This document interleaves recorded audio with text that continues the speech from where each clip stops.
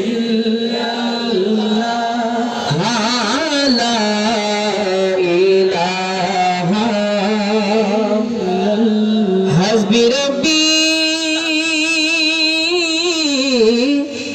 জাল্লাল্লাহ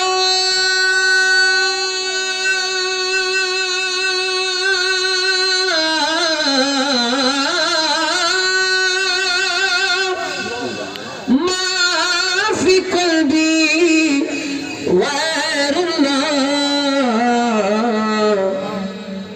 নূর মুহাম্মদ সাল্লাল্লাহু আলা ইলাহা ইল্লাল্লাহ পড়ো লা ইলাহা ইল্লাল্লাহ লা ইলাহা ইল্লাল্লাহ ঝুর ঝুর লা ইলাহা ইল্লাল্লাহ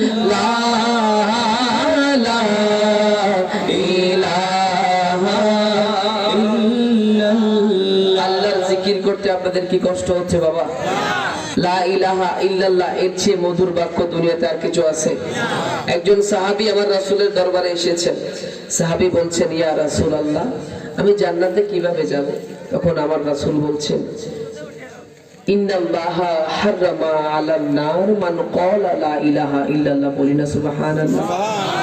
যে ব্যক্তি বলবে, যে ব্যক্তি সাক্ষ্য দিবে লা ইলাহা ইল্লাল্লাহ, আমার নবী তার জন্য জাহান্নামের আগুন পর্যন্ত হারাম করে দিয়েছেন। কথা বলেন ঠিক কি না?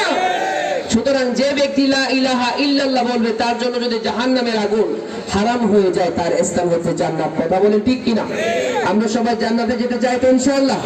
যারা যারা জান্নাতে যেতে চাই মোহাব্বত নিয়ে পড়তে পারবেন তো ইনশাআল্লাহ?